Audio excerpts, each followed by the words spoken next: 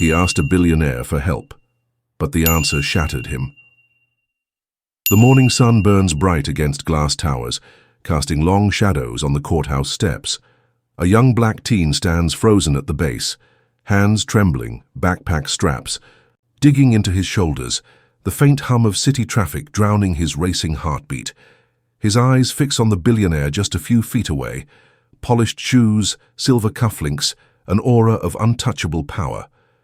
For a moment, their worlds collide. The boy's voice cracks, barely above a whisper. "Please, I just need a chance." Weeks had passed, but Malik still felt the weight of that morning pressing into him like a bruise that never fully healed. The cuts on his lip had closed, the ache in his shoulder had dulled, yet something deeper remained. An invisible wound, stitched into his memory. The city looked the same. The corner bodega still filled the air with the scent of coffee and fresh bread. Kids still raced down the sidewalks on their bikes, their laughter echoing against the walls. But for Malik, the world had shifted. The same places that once felt familiar now seemed charged with a quiet menace, as though danger could step out from behind any parked car or tinted window. He walked to school again, the same path he'd taken 100 times before. Only now his steps were slower. His eyes lingered on every passing SUV, every stranger's glance. What had once been background noise, the hum of engines, the shuffle of footsteps, the sharp bark of a distant horn, was no longer just sound. It was warning. It was reminder. Even at home, surrounded by the warmth of his mother's voice and his sister's playful teasing, silence would sometimes fall heavy in his chest. He'd sit at the kitchen table, notebooks open in front of him, pencil hovering above the page. The drawings still came, bridges, towers, machines, but his hand trembled as he sketched. He couldn't help but wonder, what good were dreams if the world refused to see him as more than a threat? And yet even in the shadow of that question, he kept drawing. Because deep down, Malik knew surrender was what the world expected of him. Silence was what the system thrived on. If he stopped, if he let their words define him, then they would win. And Malik had always promised his mother that he would try, no matter what. But the truth was harder than determination could fix. Every day. Moments carried ghosts now. The bus stop where he once leaned against the glass, daydreaming about the future, now replayed the echo of boots slamming pavement, voices barking orders. The crosswalk where he once pictured himself walking into success now shimmered with the memory of his papers scattering like fallen leaves. Even his own reflection in the billionaire's tower, once a symbol of where he wanted to go, was tainted by the image of his body bent and restrained against the SUV. The city had not changed, but Malik had. And his story wasn't just his. It was a mirror. Because for every Malik who survived the humiliation, there were others who didn't. For every boy who was pinned against a car, there was one who never made it home. For every scattered page, there were countless silenced voices, dreams interrupted, futures erased. Malik's pain was personal, yes, but it was also part of something larger, something that stretched back generations and reached forward still. He carried that knowledge with him now. Not as a badge of pride, but as a reminder that what happened wasn't an isolated moment. It was a symptom of something deeper, something that could not be ignored. One afternoon, weeks later, Malik found himself at the same bus stop again. The sky was bright, the air heavy with the scent of asphalt baking in the sun. He leaned against the glass, backpack at his side, pages carefully tucked inside. Across the street, the SUV traffic rolled by, engines humming, tires grinding. He felt his chest tighten, fear flickering through him like a shadow. But then he noticed something. A little boy, no older than 7, tugging at his mother's hand. The boy pointed toward Malik's notebook, where a sketch of a bridge peeked out. His eyes lit up with the same curiosity Malik once carried so easily. Unburdened by fear, Malik smiled faintly, closing the notebook, but not before the boy caught a glimpse. For a moment, their eyes met. Innocence and resilience crossing paths, and in that exchange Malik felt the weight ease just slightly, because even if the world tried to bury his voice, there were always eyes watching, always minds learning. The lesson of that morning was clear. and it was carved into him so deeply it would never fade. Dreams are fragile, but so is injustice. What crushes one can ignite another, and silence, as heavy as it feels, will never outlast the sound of truth spoken again and again. Malik walked home that evening, the same streetlights flickering overhead, the same cracked sidewalk stretching beneath his feet. But his steps carried something different now. Not just fear, not just pain, but resolve. Because the story wasn't just his anymore. It belonged to every voice denied, every hand raised in vain, every dream scattered and still pursued. And maybe, just maybe, if enough people heard it, the next walk home would not end the same way. The final image lingers. Malik standing at the edge of the street, his notebook pressed to his chest, the wind tugging gently at the pages. Behind him, the city glows in the fading light, unmoved, unchanged. But in his eyes burns a quiet fire, a promise that no matter how many times the world tries to silence him, he will not disappear. And that fire, fragile, flickering, yet unyielding, is the spark that could light the way for us all. The street was no longer just a street. It had become a stage, and Malik was trapped under its merciless spotlight. His notebooks, once carefully stacked inside his bag, lay scattered like wounded birds on the concrete. Pages skittered in the high wind. Designs he had poured hours into reduced to crumpled paper beneath strangers' shoes. Every line of math, every sketch of a bridge or building, now a casualty of suspicion. He wanted to bend down and gather them, to protect them, but every muscle in his body was locked in place. "Hands where I can see them," the officer snapped. His voice sharp as glass. Malik raised his trembling hands slowly, his chest rising and falling in short, shallow breaths. The sun was blinding now, pressing heat into his skin, sweat sliding down the back of his neck. Around him, the city had grown too quiet. The sounds of traffic, footsteps, even the murmur of voices felt muffled, as though the world itself was holding its breath. From the corner of his eye, he saw a phone camera raised, someone recording. He wanted to scream at them, "Help me, don't." Just watch. But his throat refused to work. The plainclothes man smirked, leaning closer until Malik could smell the sharp sting of coffee and aftershave on his breath. "You think you're clever, carrying this junk like it makes you different?" He shook the crumpled blueprint in Malik's face. "Bet you stole that from someone who actually knows what they're doing." Malik's voice cracked as it pushed out of him. "No, that's mine. Please, just look. It's got my name." The officer's hand shot forward, grabbing Malik's wrist with a grip so tight it burned. Malik flinched, panic flaring in his chest like fire. The officer twisted, forcing his arm behind his back. Pain seared through Malik's shoulder. His knees buckled. "Stop resisting," the officer barked. "I'm not," Malik gasped, his words broken by the struggle for breath. "I swear, I'm not." But the more he pleaded, the more invisible his voice became. The accusation had already replaced the truth. The crowd shifted uneasily. Some people muttered, some lifted their phones higher. No one moved forward. The Billionaire's tower loomed only a block away, its mirrored glass gleaming indifferently in the sunlight. Malik's reflection, small, bent, restrained, was swallowed by the building's cold facade. The second man grabbed Malik's backpack, shaking it upside down.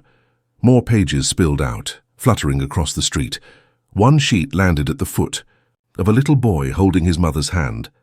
The boy bent to pick it up, eyes wide as he studied the drawing of a tall suspension bridge arcing across an imagined skyline.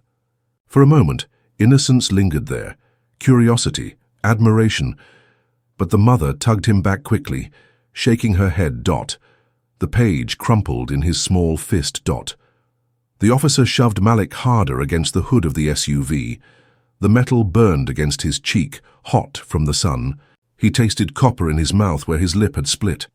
His ears rang with the sound of his own pulse, thundering, unrelenting.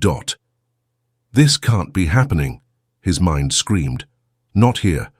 Not today." He thought of his mother's words at breakfast. Her tired smile as she kissed his forehead. "You go do your best today, Malik. That's all I ask." He had promised her. He had promised himself. And now, with his dreams scattered at his feet, and his body pinned by hands that saw him only as a threat, He felt that promise shattering. The plainclothes man leaned in close, his voice low, venomous. "You'll never be more than this. You... Hear me? Never." Something inside Malik cracked. Not just fear, not just pain, but a bone-deep grief that settled heavy in his chest. His breath hitched, his vision blurred. For a heartbeat he felt utterly erased, as though the future he had dreamed of no longer existed, as though he himself no longer existed.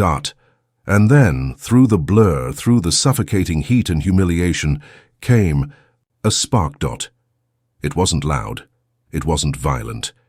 It was the quiet, burning realization that though they could pin his body, scatter his work, and speak venom into his ears, they could not define him. His worth wasn't in their hands. His voice, his mind, his dreams, they were still his, and if the world refused to see them now, he would find a way to make them impossible to ignore.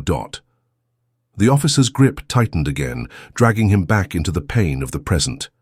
Malik gasped, his cheek pressed harder against the hood. His eyes stung, not just from tears but from the raw injustice of it all. Around him, the crowd shifted again. More phones rose into the air.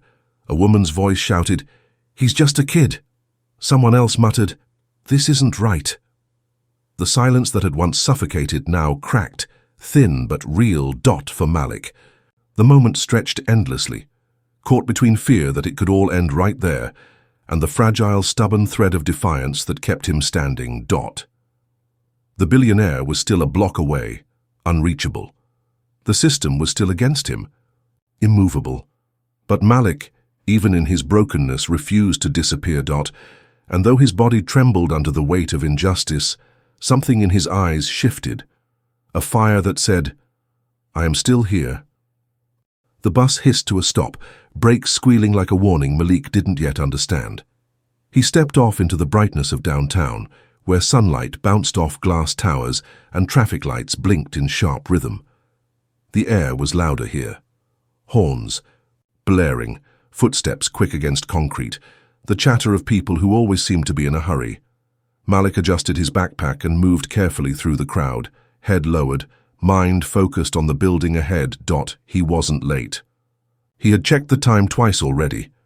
Still, a strange nervousness stirred inside him, like an echo he couldn't place. Maybe it was just the weight of the moment. Maybe it was something else. The billionaire's office was only 3 blocks away. Every step toward it felt heavier. The first sign came quietly, a sudden lull in the crowd's energy. The voices thinned, the footfalls slowed, and Malik realized people were looking at him. Not all at once, not obviously, but enough for the hair on the back of his neck to rise. A businessman shifted away as Malik passed. A woman clutched her purse closer. 2 teenagers whispered, their eyes darting toward him, then away. He kept walking, jaw tight, heart ticking faster. He had learned to ignore those looks years ago.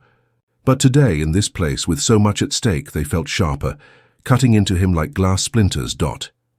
Then came the sound, low at first, barely noticeable. Tires rolling slow against asphalt. Malik glanced over his shoulder. A black SUV crept forward, tinted windows concealing the eyes inside. The car matched his pace, then stopped when he stopped to tie his shoe. A flicker of fear passed through him, but he shook it off. It was probably nothing. He was imagining things. He crossed the street, his sneakers slapping against the crosswalk. The SUV followed. Now the sound was louder, the steady grind of rubber against road, the faint hum of the engine idling too close. Malik's throat went dry. He clutched his backpack tighter, the notebook inside pressing hard against his ribs, like a lifeline. And then it happened. A sudden slam, the SUV door flung open, rattling against the air. Heavy boots hit the pavement. A voice deep and commanding cut through the city noise. "Hey, you there, stop!" Malik froze. The words hit like a spotlight, pulling every stranger's gaze onto him. His breath caught, sharp in his chest. He turned slowly, blinking against the sunlight, and saw 2 men approaching. One wore a uniform, the badge gleaming against his chest. The other plain-clothed, but with the same hard stare that stripped Malik down to nothing. I'm just heading to an appointment, Malik stammered, his voice too soft, barely carrying over the city sounds.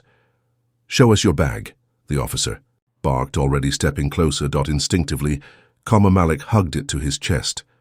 It's just notebooks, schoolwork, please. The second man cut him off with a scoff, muttering under his breath, Yeah, that's what they all say. Time seemed to slow. Malik could hear everything, the distant honk of a horn, the squeak of sneakers on pavement, even the rustle of paper inside his bag as his hands trembled. His heart pounded so loudly it drowned out the rest. The officer reached forward without waiting for permission, yanking the strap of Malik's backpack so hard it dug into his shoulder. Malik winced. Sir, please, that's mine. Quiet. The man snapped, his voice slicing through the morning air. People had gathered now. Her circle of strangers, their faces a blur of curiosity and discomfort. Some pulled out phones, holding them up like shields. Others shook their heads, whispering to each other. No one stepped closer. Malik's chest burned with shame and fear. He felt exposed, like the entire city had turned against him in that moment. His mind screamed that it was unfair, that he hadn't done anything wrong. But his body betrayed him, frozen and trembling, every muscle tight. The officer rifled through the bag, tossing notebooks and pencils onto the sidewalk. Pages fluttered. In the breeze, his carefully drawn blueprints scattering like broken pieces of his dream. What's this? The plainclothes man sneered, holding up a sketch of a suspension bridge. It's just homework, engineering designs. I swear, Malik whispered, his voice cracking under the weight of humiliation. The man crumpled the paper in his fist. Malik flinched as if it were his very heart being crushed. The officer looked at him with eyes that carried no softness, no belief, only suspicion. You fit the description, he said flatly. Malik's blood ran cold.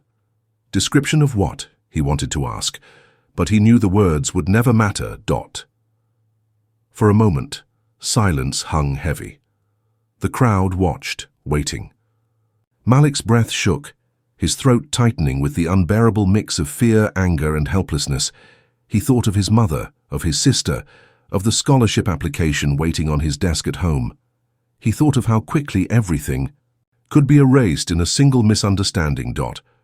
Or maybe it wasn't a misunderstanding at all. Maybe it was exactly what it looked like, power crushing the powerless, again. The officer's hand hovered near his holster. Malik's pulse spiked. His legs begged him to run, but his mind screamed, don't move. He had seen too many stories that ended with boys like him never making it home. Please, he said again, the word barely more than a breath. Please, I didn't do anything. The SUV's engine growled behind them, steady and merciless. The Billionaire's building loomed just blocks away, its glass walls catching the morning sun. Malik could see it, close enough to touch, yet impossibly far. In that moment, surrounded by strangers and stripped of dignity, he realized the truth. His future, his dreams, even his safety were not in his hands. They never had been. And the day had only just begun. It was a clear, golden morning, the kind where the light spills across the cracked sidewalks, and even the rusted mailboxes seemed to glisten. 17-year-old Malik Johnson adjusted the strap of his worn backpack, the canvas fraying near the zipper, as he stepped out of the two-bedroom apartment he shared with his mother and younger sister. The world around him felt ordinary, familiar, almost comforting. The corner bodega smelled of fresh bread and coffee. Mrs. Rodriguez waved from behind the counter, and kids on bikes zipped past, their laughter echoing against brick walls. To anyone watching, it looked like just another start to just another day. But for Malik, mornings were more than routine. They were hope. He breathed in deeply, savoring the quiet before the day pressed its weight on his shoulders. He had dreams that reached far beyond his neighborhood, dreams scribbled in the margins of old notebooks he carried everywhere, pages filled with sketches of bridges, towers, and machines he swore one day he'd build. Engineering wasn't just a subject to him, it was a way out, a blueprint for a life different from the one poverty had drawn. His mother, Denise, often teased him for studying even at the dinner table, his elbows buried in equations, while the steam of her famous collard greens fogged the glass windows. One day, baby, "Those numbers gonna take you places I never even dreamed of," she'd say, pride softening the exhaustion in her voice. Malik believed her. He had to dot at school. Teachers whispered about his potential, sometimes in awe, sometimes in disbelief. "He's gifted," one would say. "But will the world let him use it?" another would mutter, almost too quietly to hear. Malik brushed it off. He believed if he worked hard enough, if he stayed focused, he could rise above Dot, but the cracks were already there. Even if he didn't see them clearly, Dot walking past the auto shop, he noticed two men glance at him.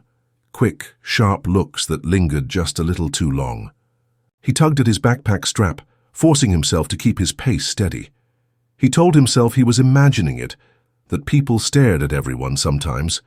Still, his heartbeat ticked faster, the way it always did in moments like these. Dot at the bus. Stop. A billboard towered overhead, an advertisement for luxury condos that none of his neighbors could ever afford. The words read, "A better life awaits." Malik looked up at it, half amused, half resentful. He wondered if whoever designed it ever thought about kids like him, who dreamed of better lives but weren't sure they'd ever be allowed through the gates. Dot. Then the bus arrived, groaning to a stop. Malik climbed on, nodding at the driver, dropping coins into the fare box. The air inside was heavy with the smell of diesel and the faint crackle of an old radio playing soul classics. He slid into a seat by the window, pressing his forehead lightly against the glass, watching the city roll by in blurs of brick, steel, and tired faces. Dot. On mornings like this, he let himself imagine the future. Maybe he'd get that scholarship. Maybe he'd leave the city, build something lasting, something people couldn't ignore. He pictured himself standing on a stage, his voice steady, his invention displayed behind him, his mother in the crowd, tears shining in her eyes. That vision kept him going. Dot. But beneath the hope there was always the quiet tension, the unspoken truth that being young, black, and ambitious didn't guarantee opportunity. It often attracted suspicion. He had felt it before: the store clerk who followed him down aisles, the security guard who asked twice if he really belonged in the library, the way strangers sometimes clutched their bags tighter when he walked by. Malik tried to ignore it. He tried to focus on what he could control: his grades, his sketches, his steady job stocking shelves at the corner store.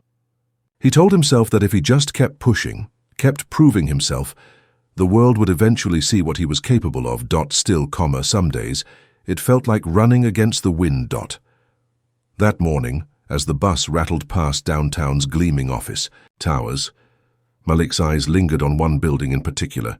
Its windows caught the light like mirrors, impossible to look away from. Inside, he knew decisions were being made that shaped futures like his. The company belonged to one of the city's richest men, a billionaire whose name appeared in headlines almost weekly. Malik didn't know it yet, but before the sun set, their paths would cross. He leaned back in his seat, clutching his backpack closer. His notebook shifted inside, the paper edges poking through like restless whispers of his dream. Outside, life kept moving, people rushing to jobs, taxis honking, pigeons scattering from curbs. Everything looked normal. Everything felt normal. But something in the air was changing. It was subtle, just a shift like a string pulled too tight. The bus seemed louder, the lights sharper, the stares from strangers a little longer. Malik didn't understand why he felt it, but deep down he knew. His life was standing on the edge of something he couldn't name. He closed his eyes just for a moment and breathed. The city roared around him, unaware. What he didn't know was that this ordinary morning would soon break open, revealing a truth he could never prepare for.